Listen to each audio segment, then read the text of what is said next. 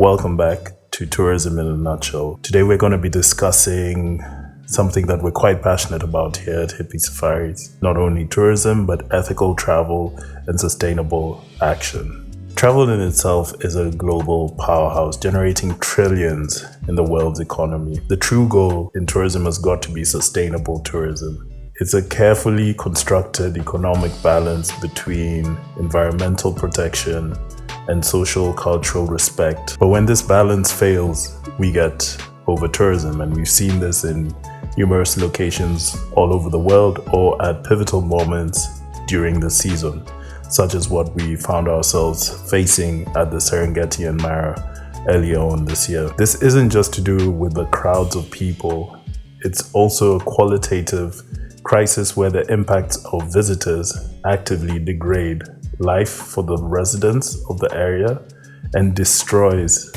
at the same time, the visitors' experience.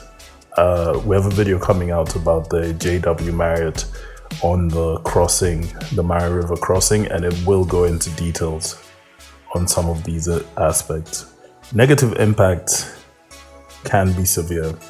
Unregulated rentals that we've seen in a lot of countries in Europe, such as Spain, has led to locals in the economy being pushed out from their residential rentals because now the landlords are targeting that Airbnb and holiday rental market. This not only affects the locals, but will also affect people going on those tourist adventures, because one thing I did notice traveling in Spain and Portugal as well is that you'll see a lot of graffiti saying tourists go home, or you'll just in general feel like they're not as welcoming to tourists as they once were, because at this point, tourism is taking over the local economy and displacing people. The same thing sort of happens here in East Africa. We see a lot of over-tourism then affecting the natural resource that we depend on, such as the wildlife. The best example right now has to be the Mara and Serengeti issues, where we had individuals stepping out of their vehicle to view the river crossing, but at the same time obstructing the animals who were trying to cross the river, leading to added stress on the animals themselves. It's just a knock-on effect, and it's just not the way it should be. Another aspect that we would like to cover involving the tourism experience, for example, in East Africa and the safari market, is how much of those funds that are collected during your trip actually seep down or trickle down to the local people in that market. It's a bit of a problem because we're seeing a massive percentage of money spent actually never finding its way down to the local communities or even your local tourism providers.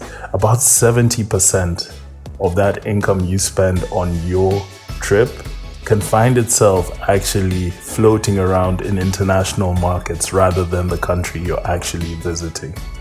And that's usually between your international airfare, foreign-owned lodge chains that are very good at masquerading as locally owned, and imported luxury goods. When this happens, the funds or the revenue that was supposed to protect not only the wildlife but fund the livelihoods of those people taking part in your experience doesn't find its way there. All of a sudden, the community simply dries up.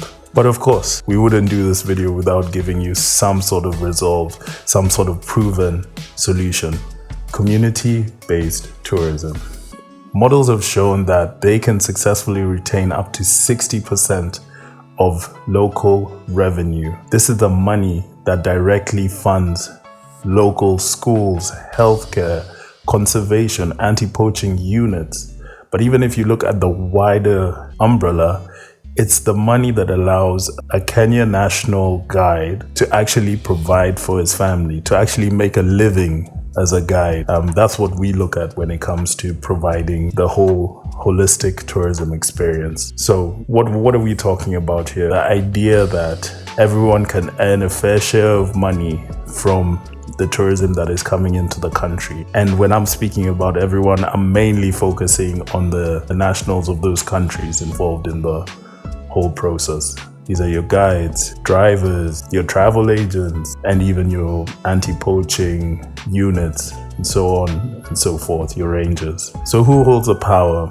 As with most things in the world, you vote with your currency, you vote with the money you've got in hand. So it's a lot of times it's actually you as a consumer who gets to make the decision on how that trip plays out, on how sustainability presents itself in the industry. And therefore you tend to be the most critical lever in that change. We need to stop being passive tourists and become more active, good guests.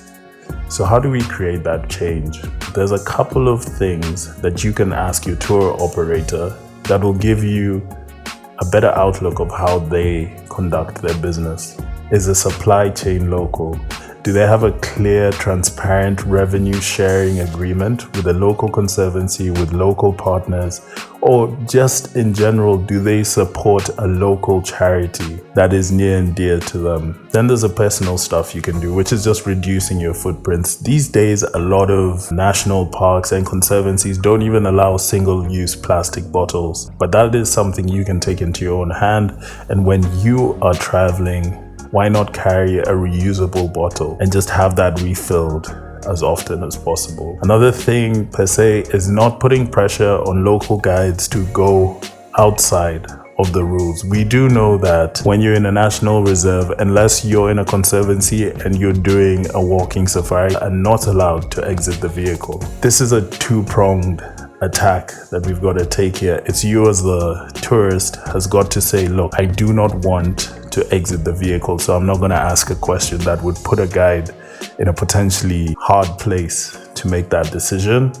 And as a guide, it is up to them to uphold their ethos and not offer to the guests the ability to leave the vehicle for an added tip or whatever it is that they get in exchange. There's also unethical animal interactions like touching and feeding wildlife. That creates a relationship that will just lead to problems later on in the future. Then there's the respect of social cultural integrity. This is key, and I do find that this is one of the more overlooked areas. It's asking for consent when taking a photo, or if there will be locals featured in a photo you take, you've got to say, hey, look, you either move to the side so I can take my photo, or is it okay if I snap a photo with you and of you? When it comes to local children as well, we've got to remember that children do not have the ability to give consent. So rule of thumb is probably just don't take pictures of the individuals that you meet on your safari, especially if they're children. And this brings us off to our next point. Giving gifts or money directly to those children should be a no-go. It just breeds a culture of begging, and that's not what you want to create. A better way to do it is to donate to a well-established, audited community trust or project that is running in the area. Because as we transform travel from a degrading force to a powerful engine, the goal is simple: to make the places we visit better than the places we live. Travel at the end of the day is a privilege. Let's make sure our journey preserves the very assets we travel to see. And we'll see you next time. So like, follow, subscribe for more of this content.